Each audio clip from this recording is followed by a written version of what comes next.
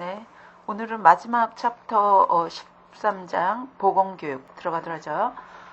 우리가 지역사회 간호사가 하는 간호활동으로는 우리가 간호 제공이 있고 보건교육이 있고 관리활동이 있다고 그랬죠.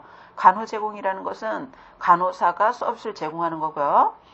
그래서 보건 문제를 해결하려고 하는 활동이 간호 제공. 보건교육이라고 하는 것은 대상자가 바람직하게 변화돼서 스스로 건강 문제 해결하도록 함으로써 우리가 간호의 목적을 달성하려고 하는 활동을 우리가 보건교육이라고 그러는 거죠. 최근에는 우리가 보건사업 중에서 건강증진 사업이 가장 핵심 사업이거든요. 건강을 더 향상하도록 하려면은 우리가 본인이 스스로 건강을 통제할 수 있는 잠재 능력을 더 높여줘야 되는 거죠. 그래서 우리가 간호 활동 중에서도 보건교육 활동의 중요성이 우리가 증가되고 있습니다. 그래서 출제 빈도가 아주 높은 영역이다라고 볼 수 있겠고요. 우리가 교재에 들어가도록 하죠. 우리가 보건교육이라고 하는 것은 대상은 개인과 집단이 될 수 있고 우리가 건강에 관한 지식, 태도, 행위가 바람직하게 변화되도록 하는 활동을 우리가 보건교육이다. 이렇게 볼 수 있습니다. 정의에서 꼭 짚어주셔야 되는 것이 대상은 개인뿐만이 아니라 우리가 집단, 더 나아가서는 지역 주민 전체를 대상으로 할 수 있고요.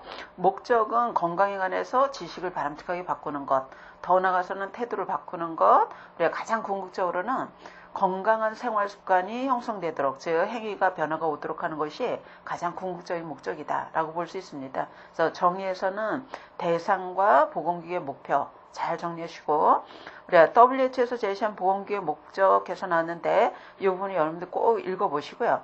보건교육의 필요성으로 넘어갑시다. 그러면 오늘날에서 우리가 보건교육이 왜 더 필요해졌는가? 그 필요성을 보자면 우리가 보건의료 서비스 프로그램의 공통적인 구성 성분이다 라고 볼 수 있습니다. 여러분들 서비스를 제공하더라도 서비스만 제공하진 않죠. 예방접종을 할 때도 우리가 보건교육할 수 있고요. 의사가 진찰할 때도 할 수 있는 거고, 간호 서비스 활동을 할 때도 우리가 보건교육이 같이 제공되는 거죠. 그래서 우리가 이론적으로는 간호 제공 활동과 보건교육 활동 따로따로 놓고 보지만 실제로는 우리가 보건의료 서비스 제공할 때 같이 이루어진다는 거예요. 그래서 보건의료 서비스의 공통 분모라는 공통 성분이라는 면에서도 필요하고요.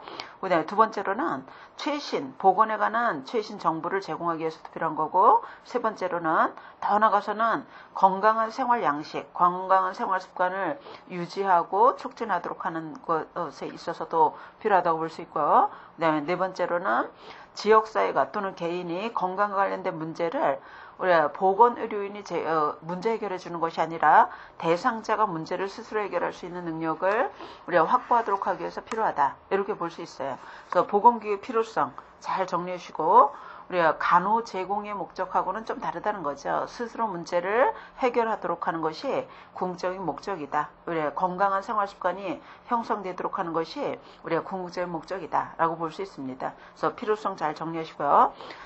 보건교육 실시에서 들어가시면은 계획과정에서 나왔잖아요. 계획과정이라고 표현해도 되겠지만 보건교육 과정이다. 이렇게 표현하는 것이 더욱 적절하리라고 보여집니다. 우리가 보건교육,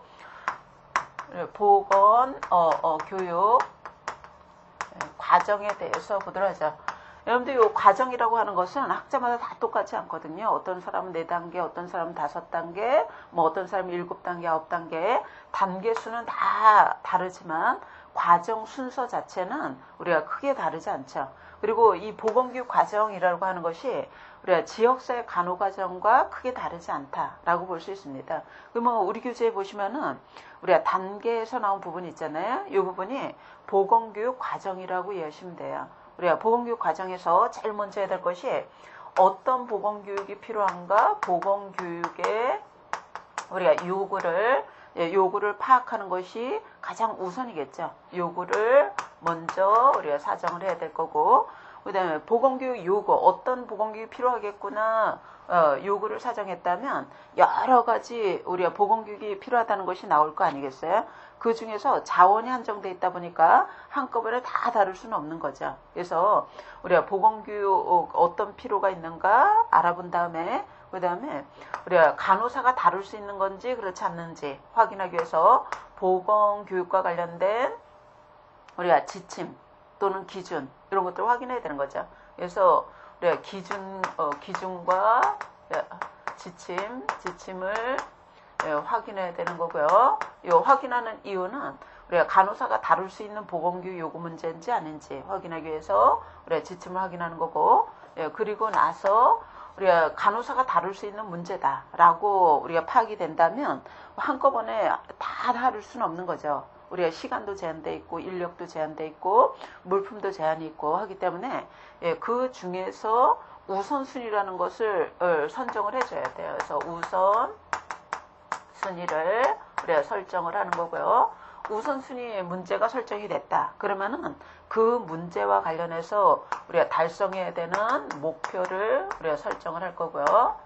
목표 설정할 거고, 그 다음에 이 목표를 달성하기 위한 우리 교재 그 과정에 설명되지 않았지만 목표가 설정이 됐다. 그러면은 이 목표를 달성하기 위한 수단 방법이 있겠죠. 그래서 보건교육 내용이라던가 우리가 수단이라던가 또 방법이라던가 뭐 이런 것들을 등을 우리가 설정을 해주는 거예요. 선정을 하고 방법, 내용, 수단 이런 것들이 선정됐다면 우리가 계획서를 작성을 하겠죠. 그래서 계획서를 작성을 하는데 이 계획서 안에는 어떻게 수행해야 되겠다. 우리의 수행에 대한 계획, 그 다음에 어떠하게 평가를 해야 되겠다. 평가에 대한 계획을 다 포함합니다. 그래서 수행과 평가에 대한 계획, 우리가 목표, 이 계획서 안에는 목표도 표시가 될 거고 내용, 수단, 방법도 표시가 되면서 어떻게 수행하겠다, 어떻게 평가하겠다를 포함해서 우리가 계획서를 작성하는 거고요. 계획서가 작성됐으면 계획서에 입각해서 수행을 하겠고, 우리가 보건교육을 실시하는 거죠. 실시하고, 그 다음에 실시하고 나서 우리가 총체적인 평가를 하게 되는 거예요. 총체적 평가. 사실은 평가가 인위적으로 분류할 때는 맨 마지막 단계 가지만 모든 단계에서 평가가 됩니다. 여기서의 평가는 사업이 끝나고 나서 총체적으로 평가하는 거기 때문에 우리가 인위적으로 순서를 쭉 나열하자면 맨 마지막 단계에 놓으셔야 되는 거죠. 그죠? 그래서 우리가 이 보건교육 과정을 이렇게 여러 단계로 표현할 수도 있고, 이거를 간략하게 설명할 수도 있겠고, 단계 수는 다 똑같지 않지만 이런 과정을 통해서 이루어진다라고 보시면 되겠고요. 이 보건교육 과정마다 다 문제로 출제될 수 있다라고 볼 수 있습니다. 우리 교재에 어디를 보시냐면 우리가 포인트 박스에서 나온 부분 있죠. 우리가 보건교육 계획서에 포함되어야 되는 내용에서 나온 부분 있잖아요. 그러면은 이 계획서 안에는 어떤 내용들이 포함되어야 되는가? 그 포함되어야 되는 내용이 우리가 보건교육 주제, 우리가 요구를 파악했잖아요. 그래서 그 요구와 관련해서 우리가 주제를 설정을 하는 거죠. 그래서 보건교육 주제 들어갈 거고, 누굴 대상으로 해야 되는가? 대상자 들어갈 거고, 그 다음에 시기, 장소, 그 다음에 교육자, 그 다음에 학습 목표, 내용, 방법, 시간, 그 다음에 보조자료. 그러니까 수단이 되겠죠. 수단이라던가, 그 다음에 어떠하게 평가할 건가, 평가에 대한 것, 이런 것들이 다 포함됩니다.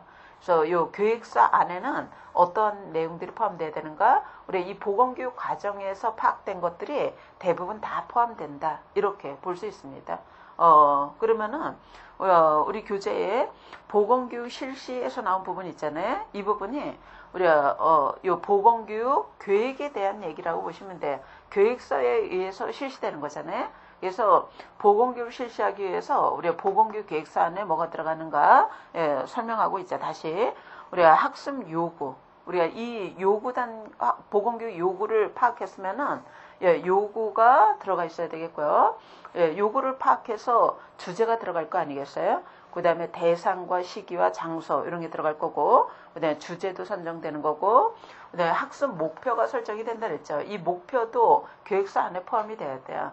우리 학습 목표와 관련해서 우리 교재 보시면은 우리 학습 목표 설정할 때 크게 우리가 부름이 제시한 학습 목표의 유형은 세 가지로 분류했거든요. 이거 아주 중요합니다. 문제로 출제 빈도가 높다는 거 알으시고, 요 학습 목표 우리가 교육의 목표를 설정할 때 세 가지 영역으로 나눌 수 있다는 거예요. 그래서 교육 내용에 따라서 목표 유형이 다를 수도 있고, 우리가 이 목표 유형 세 가지 영역을 제시했는데 우리가 총합적으로 설정할 수도 있습니다. 그래서 인지적, 정의적, 심동적 영역을 다 포함해서 설정할 수도 있고요. 일부분의 목표를 설정할 수도 있는 거죠. 여러분들 예를 들자면 뭐 손씻기라던가 양치질이라던가 뭐 아기 목욕법이라던가 이런 것들은 우리 학습 목표 유형에서 인지적, 정의적 목표뿐만이 아니라 이거는 생활 속에서 실천해야 되는 거잖아요. 그래서 심동적 목표가 반드시 포함돼야 될 거고, 우리가 성교육에 관한 목표 설정한다. 이럴 경우에는 우리 심동적이라기보다 인지적인 영역을 우리가 목표로 보통 설정을 합니다. 그래서 학습 목표 유형은 세 가지로 분류할 수 있는데, 우리가 어느 한 영역의 목표만 설정할 수도 있고요. 우리가 인지적, 정의적, 심동적 영역을 다 포함해서 설정할 수도 있는 거죠. 먼저 인지적 영역 봅시다. 학습 목표 영역을 세 가지로 나눌 수 있다 그랬잖아요. 첫 번째 영역으로 인지적 영역 있는데, 여러분들 인지적 영역이라는 것은 지식적인 영역을 얘기를 하는 거죠. 우리가 보건교육의 목표 중에서도 우리가 건강에 관해서 지식적으로 아는 것을 목표로 설정하는 영역을 인지적 영역이라고 합니다. 부름은 인지적 영역도 6단계로 분류했죠. 요거 잘 알아주셔야 되거든요. 문제로 출제 빈도 높다는 것. 우리 인지적 영역의 수준도 다 달라서 가장 낮은 수준이 지식 옆에다가 암기 이렇게 쓰세요. 우리가 암기라고도 하고, 그 다음이 이해, 적용, 분석, 종합, 평가 이런 순으로 이루어집니다. 여러분들 이 단계 꼭 암기해 주셔야 돼요. 그리고 특히 유념해 주셔야 되는 것이 이해가 먼저가 아니라 우리의 지식, 즉 암기가 가장 낮은 수준이라는 거죠. 여러분들 지식 또는 암기라고 하는 것은 지식적인 영역 중에서도 가장 낮은 수준인데, 우리가 교육한 내용에 관해서 아는 거를 얘기하는 거예요. 그 지식적인 거니까 교육한 것에 대해서 기억하고 있는 정도를 얘기를 하는 거죠. 예? 아는 것을 우리 지식이라고 그러는 거고, 지식보다 높은 수준이 이해 아니겠어요? 우리가 지식적인 것을 목적으로 교육했을 때 교육한 내용의 의미를 파악할 수 있는 것을 이해라고 그러는 거고요. 이해 다음이 적용이죠. 이거는 이론적인 것을 어떤 상황에 적용할 수 있는가를 아는 것을 우리가 적용이라고 그러는 거고, 분석이라는 것은 우리가 교육한 내용을 분류할 수 있는 걸 얘기를 하는 거예요. 세분화할 수 있는 것을 분석. 분석의 반대가 종합이겠죠. 우리가 종합 또는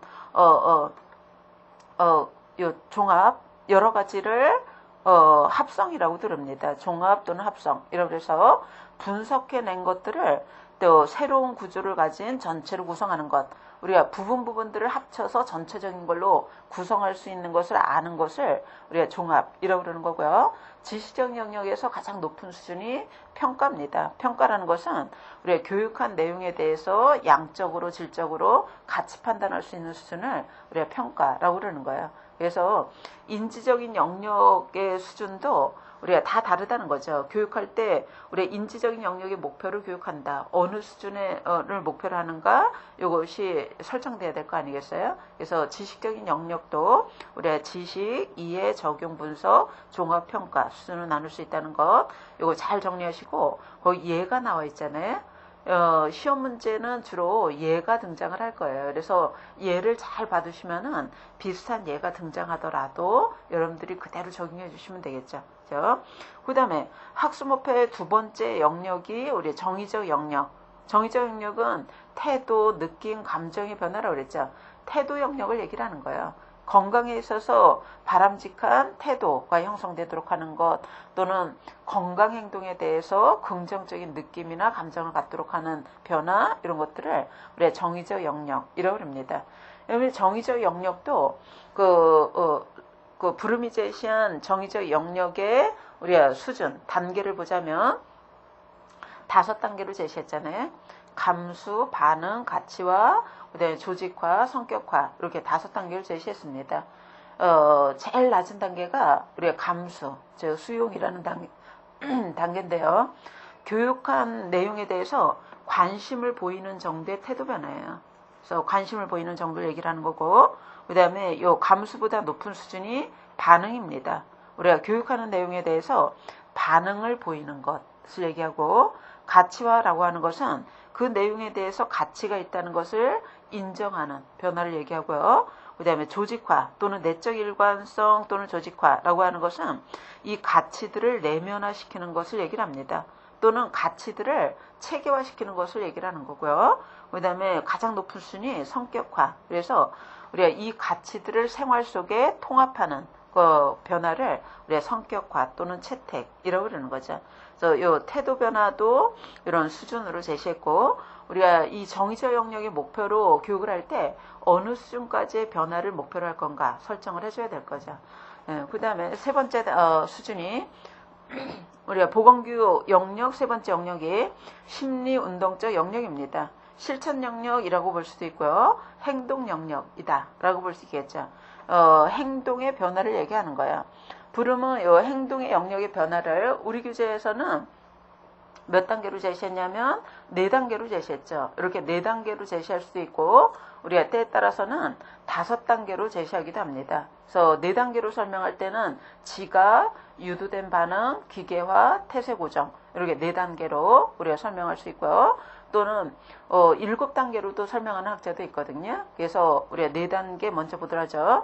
우리가 지각이라고 하는 것은 여러분들 행동이 변화되려면은 감각적으로 먼저 우리가 받아들여야 되는 거죠. 행동을 변화시키기 위해서는 뭐 눈으로 봐야 되고 뭐 이런 지각을 통해서 받아들이는 것을 지각이라고 그러는 거고요. 유도 반응, 이건 지시된 반응을 얘기를 하는 거죠. 교육자가 안내하는 그대로 모방하는 것을 우리가 유도된 반응이다, 지시 반응이다 라고 볼 수 있고, 그 다음에 기계화라고 하는 것은 교육한 내용을 습관적으로, 우리가 기계화니까 자동적으로 습관화해서 수행하는 것을 기계화라고 그러고요. 태세고정은, 태세고정이라고 하는 것은 우리가 상황에 대한 반응을 자동적으로 수행하는 것을 우리가 태세고정이라고 합니다. 그래서 이 4단계로 설명할 수도 있고요. 아니면은 7단계로 설명하기도 해요. 그래서 어디 빈 공간에다가 우리가 7단계로 설명하는 경우는 우리가 지각, 감각기관을 통해서 받아들이는 것, 그 다음에 우리가 행동을 하기 위해서 준비 자세 취하는 것을 태세라고 그러고요. 예, 태세. 그 다음에 지시된 반응, 우리 교재에 유도 반응이라고 나왔잖아요. 유도 반응하고 같은 거죠. 그래서 지시된 지시에 따라서 그대로 반응하는 것이고요. 그 다음에 이 행동이 우리가 반복적으로 기계화, 그죠? 기계화돼서 나타나는 단계가 있고, 그 다음에 기계화 다음 단계가 복잡한 외적 반응이다. 어려운 말이죠. 복잡한 외적 반응 이라고 해서 그 행동이 아주 효율적으로 우리가 일어나는 것을 복잡한 외적 반응이라고 그러는 거고요. 그 다음에 적응이라는 것은 상황이 변하더라도 그 상황에 맞게끔 행동하는 거고요. 가장 높은 순위 창조, 우리가 새로운 행동을 개발해내는 걸 얘기를 하는 거죠. 그래서 행동의 변화도 이렇게 7단계로 설명할 수도 있고 우리 교재처럼 4단계로 설명할 수도 있습니다. 그건 학자에 따라서 단계 수는 또 다를 수 있다라고 보시면 되겠죠. 그래서 지금까지 우리가 이 보건교육 과정 중에서 이 목표에 대한 얘기를 했거든요. 목표. 교육서 안에 들어가는 이 목표 설정할 때 우리가 3가지 영역으로 나눠볼 수 있다는 것, 지식적인 영역, 태도적인 영역, 우리가 행동적인 영역 이렇게 나눠볼 수 있고요. 그 영역마다 단계 수준이 다를 수 있다는 거죠. 그래서 어떤 학자는 뭐 4단계, 어떤 사람은 7단계, 여러 단계로 제시했는데, 단계 수는 다르더라도 앞뒤가 바뀌지는 않거든요. 그래서 우리 어떤 단계가 어떤 수준을 얘기하는가 알아볼 수 있도록 여러분들 이해도 잘 받으시기 바라고요. 그 다음에 요 계획서 안에는 목표도 들어갈 거고, 이 목표를 달성하기 위한 내용이나 수단이나 방법 이런 것들이 다 포함되어야 되는 거죠. 그러면은 요 내용에 대한 얘기를 해보도록 하죠. 우리 학습 내용. 여러분들 학습 내용을 우리가 교육의 목표를 달성하기 위한 내용을 우리가 설정을 해야 되겠죠. 그래서 우리가 내용 설정할 때 고려해야 될 것은 학습자의 흥미나 관심, 뭐 성장 발달 상태, 이전의 경험, 지식 정도 이런 것들 파악해서 고려해서 선정해야 될 거고, 그 다음에 실제 생활에 응용할 수 있는 방법을 가르치는 거고요. 우리가 보건교육의 가장 궁극적인 목적이 일상생활 속에서 생활 습관을 건강히 바꿔주는 거잖아요. 그렇기 때문에 생활에서 응용할 수 있는 내용으로 선정할 것, 즉 목표 달성할 수 있는 내용으로 선정을 해야 되겠죠. 뭐 이 밖에도 교재에 나오지 않았지만 그래 최신 내용이면 더 좋은 거고, 그죠? 최신 이론으로 구성할 거고, 그 밖에도 우리가 내용이 보건교육 목표 달성하기에 정확한 내용, 타당성도 있어야 될 거고 뭐 이런 내용들로 구성이 돼야 됩니다. 그래서 우리가 학습 내용을 우리가 선정을 해야 될 거고요. 예, 그 다음에 그 학습 시간도 배정하고 방법도 선정을 해줘야 되는 거죠. 이 방법이라던가 우리가 수단, 즉 매체 같은 것을 선정을 해줘야 되는 거예요. 이 방법을 잘 우리가 목표를 달성하기에 우리가 효율적이고 효과적인 방법을 선택해야 되는데 이 보건교육 방법은 뒤에서 별도로 다시 설명하고 있거든요. 그래서 이 목표 달성하여 어떤 목표 달성하는데 어떤 방법이 우리가 적절한가 이거를 잘 파악해서 선정하기 위해서는 보건교육 방법의 장점도 알아야 되고 특성도 알아야 될 거고 우리가 장단점 이런 걸 잘 파악하고 있어야지 적절한 방법을 선택할 수 있겠죠. 그래서 보건교육 방법은 우리가 뒤에서 다시 자세하게 보게 될 겁니다. 그래서 뒤에서 다시 보게 될 거고요. 예, 그 밖에도 보건교육의 보조자료, 매체, 이 매체 같은 거, 매체라고 볼 수도 있고, 매체는 우리가 내용을 전달하기 위한 수단쯤에 해당되는 거거든요. 그래서 매체 또는 수단을 잘 선택해야 되는데, 이 수단도 우리가 목표를 달성하기 위한 적절한 수단을 선택하기 위해서는 수단의 특징이 뭐고 장단점이 뭔가 이런 것들을 잘 알아두셔야 되기 때문에 이 수단도 우리 뒤에서 다시 설명하고 있어요. 그래서 수단 방법은 뒤에서 별도로 우리가 살펴볼 거다. 어쨌든 이 목표를 달성하기 위한 내용과 수단 방법 잘 설정을 해야 되겠고 설정하고 난 다음에 계획서를 작성을 하는 거죠. 계획서 작성하고 실시하고 평가하고 이렇게 이루어집니다. 우리가 방법이 선정됐다면 계획서를 작성해야 되는데 이 계획서 안에는 이런 목표를 달성하기 위해서 내용과 수단 방법을 통해서 어떠하게 수행하겠다. 수행에 대한 계획도 포함되어야 되고요. 평가에 대한 계획도 포함해야 됩니다. 그래서 계획서가 작성됐다면 이제 보건교육을 수행을 해줘야 되는 거죠. 우리 교재에 뭐라고 나와 있냐면 보건교육의 진행 단계에서 나온 부분 있죠. 이 진행 단계가 이 수행 부분이라고 보시면 되겠어요. 우리가 보건교육을 계획서에 의해서 실시를 하는데 교재 보시면은 보건교육을 할 때 우리가 실시 단계는 진행 단계는 도입, 전개, 우리가 요약정리 이렇게 3단계로 나눌 수 있다는 거예요.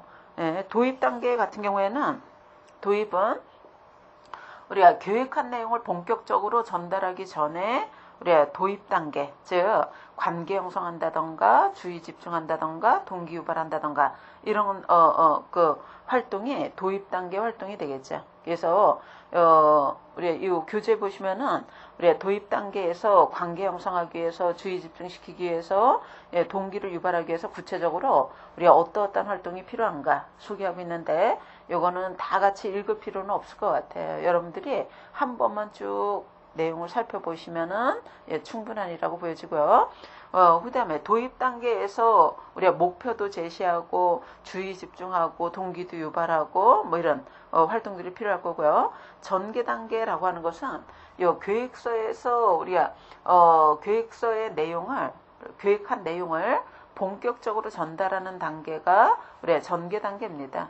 그래서 우리 교재에 이 전개 단계에서 교육자가 어떤 자세가 필요한가, 그 다음에 우리가 교육할 때 어떤 유의사항이 필요한가 해서 나왔는데 이 부분도 우리가 이 부분도 한 번만 쭉 읽어보시고 넘어가셔도 될 것 같습니다.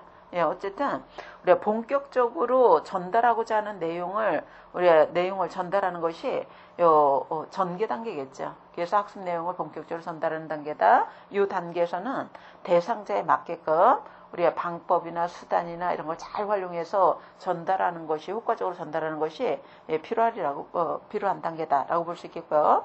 그다음에 우리가 전달할 내용을 다 전달했으면은 마지막으로 우리가 요약 정리를 하는 거죠. 요약 정리는 길게 하지 않겠죠. 뭐 5분에서 10분 짧은 시간에 우리가 정리를 하게 되는데요. 요약 정리는 본격적으로 전달한 내용을 우리가 정리하는 단계라고 볼 수 있겠고 교육자가 정리할 수도 있고 또는 학습자들로 하여금 스스로 정리하도록 해보도록 할 수도 있어요. 이런 방법을 이용할 수 있다는 거죠. 그래서 우리가 요 실시 단계까지 했고 그 다음에 우리 교재에서는 소개하지 않았지만 요 평가에 대한 것도 의외로 문제로 출제가 많이 됩니다. 근데 보건교육을 평가할 때요, 여러 가지 평가 틀을 쓸 수 있어요. 여러분들 이 평가라고 하는 것이 양적으로만 어느 정도 성취했는가 이것만 평가하는 게 아니라 우리가 질적으로 양적으로 가치 판단하는 것을 평가라고 그러는 거죠. 그래서 우리가 이 평가할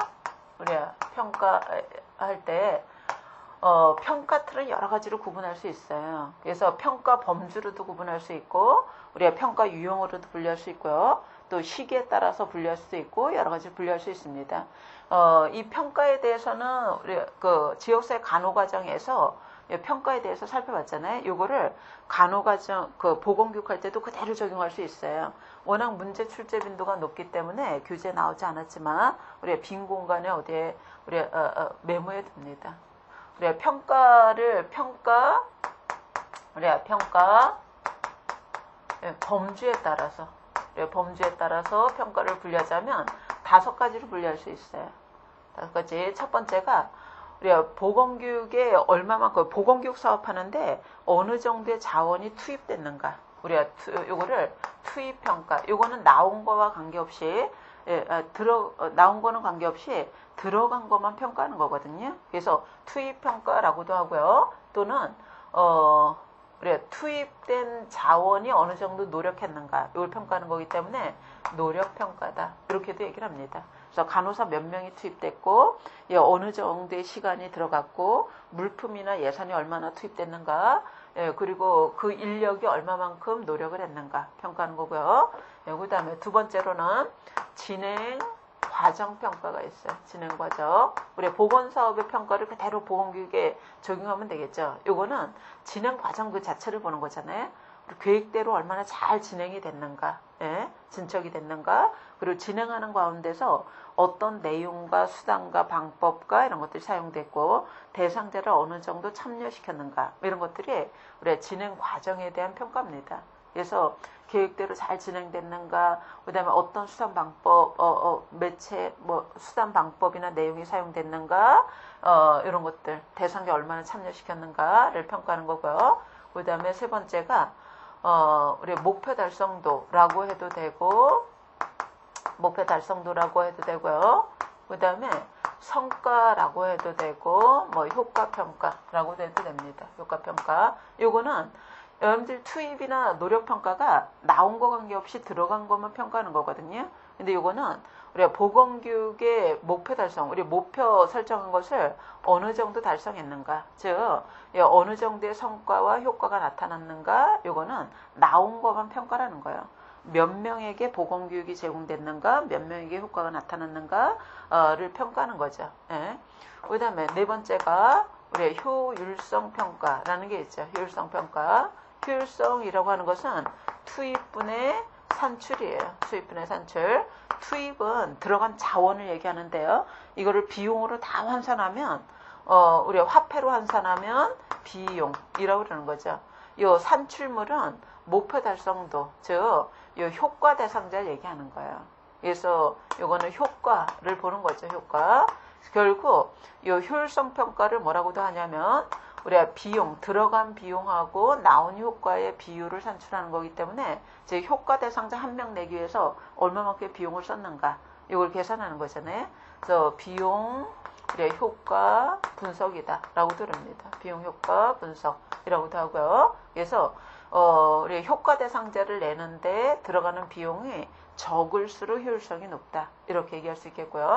그 다음에 다섯 번째가 적합성 평가라는 게 있어요. 적합성. 그래, 적절성, 적합성, 충족도 다 같은 겁니다. 여러분들 요 효과 대상자는 목표 달성도라고 그랬잖아요. 효과 대상자. 효과 대상자가 우리가 분자고요. 대상자가 분자고 분모로는 뭐가 들어가냐면 그러면 이 효과가 나타난 대상자가 어느 정도의 요구 대상자, 사업이 필요했다는 사람은 몇 명인데 우리가 보건교육 요구 대상자가 몇 명인데 그 중에 몇 명의 효과가 나타났는가 이걸 적합성 평가라고 합니다. 그래서 평가를 범주별로 나오면 이렇게 5가지로 분류할 수 있고요. 5가지로 분류해서 평가할 수도 있고 아니면은 평가 유형, 우리가 유형 또는 평가 과정 이라 해서 3가지로 분류할 수도 있어요. 예, 요거를 우리가 투입평가다. 이렇게 얘기를 하는 거고요. 또는 구조라고 합니다. 구조평가. 예, 요거는 과정이라고 볼 수 있죠. 과정평가에 해당되는 거고요.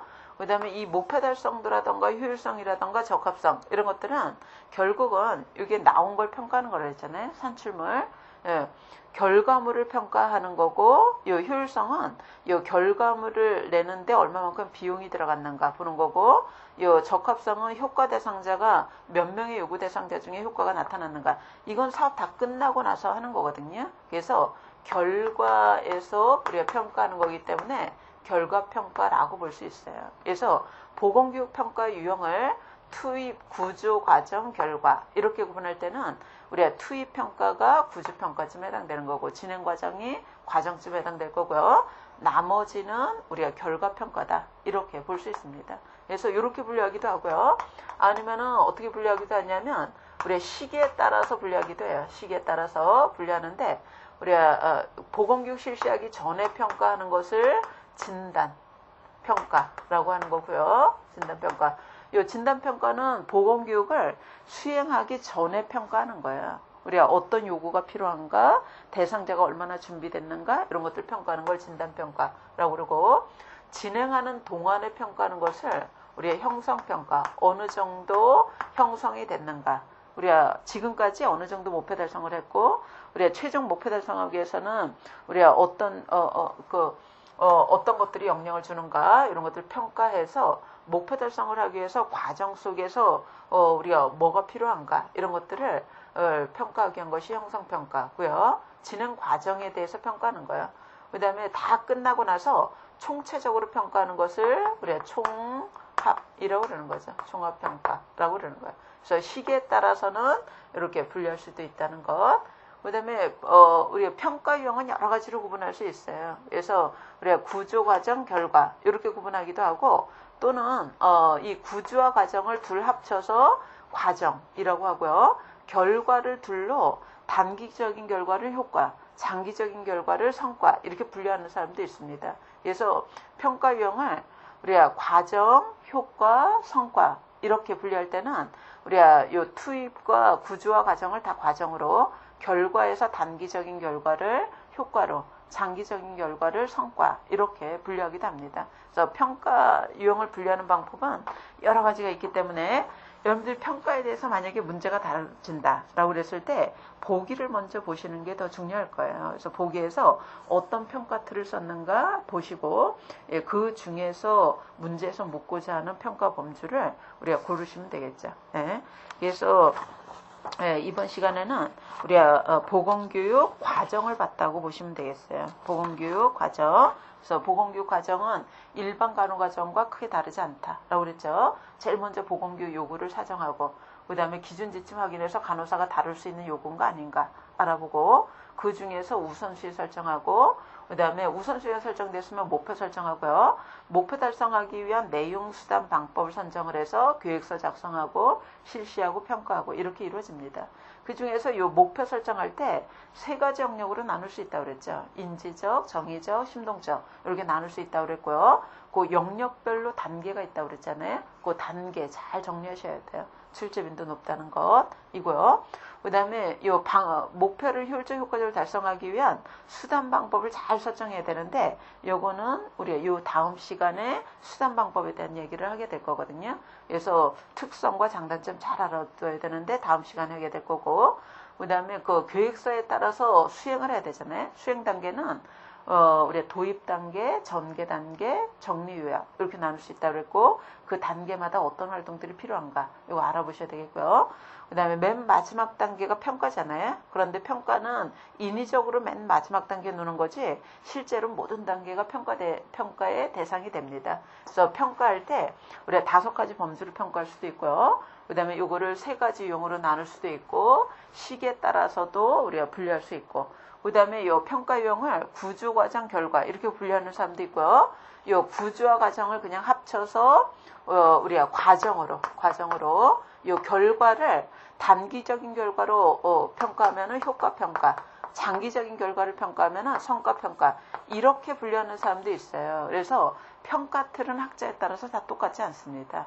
그래서 여러 가지 평가 틀을 사용해서 우리가 보건교육을 총체적으로 평가할 수 있다는 것 알아보시고, 예, 평가는 문제로 자주 다뤄지는데 우리가 보기를 먼저 보시고 우리가 어떤 틀을 사용했구나 이렇게 알아보시면 될 거예요.